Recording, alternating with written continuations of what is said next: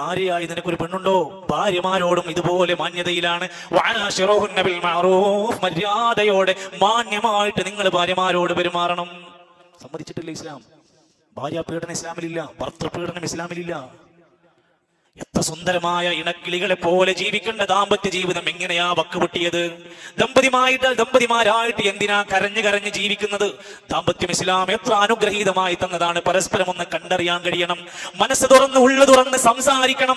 ആവശ്യമാകുമ്പോൾ ആവശ്യാനുസരണം ജീവിതത്തിന്റെ സന്ദർഭങ്ങൾക്കനുസരിച്ചുകൊണ്ട് വസിയത്തുകൾ, ഉപദേശ നിർദ്ദേശങ്ങൾ ഉണ്ടാവണം. പിണക്കങ്ങൾ ഉണ്ടാകാം, 3 ദിവസത്തിലധികം അത് നീണ്ടുപോകാൻ പാടില്ല.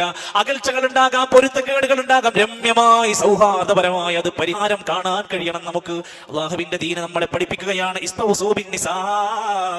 നിങ്ങൾ നിങ്ങളുടെ സ്ത്രീകളോട് നന്മയായി പഠിപ്പിക്കപ്പെട്ട വസിയത്തൊക്കെ പാലിക്കണം. ഭാര്യമാരോട് പറഞ്ഞ വസിയത്തുണ്ടല്ലോ, ഭർത്താക്കന്മാർ ശ്രദ്ധിക്കേണ്ടത്, അതവർ ചെയ്യണം. എന്നിട്ട് പറഞ്ഞു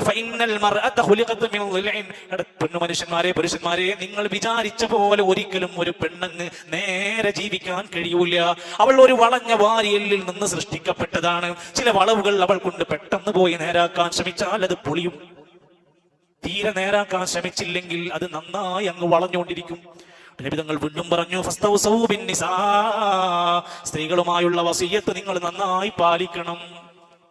അത് വഴക്കിട്ട് തമ്മിൽ തല്ലി അകന്ന് ഞെരുങ്ങി കഷ്ടപ്പെട്ട് വിവാഹം എന്നത് ദുരിതമായി എന്ന് തോന്നാതിരിക്കാൻ ഇസ്ലാം നൽകിയ ധാരാളം വസിയത്തുണ്ട്. അവിടേക്ക് നമ്മളെ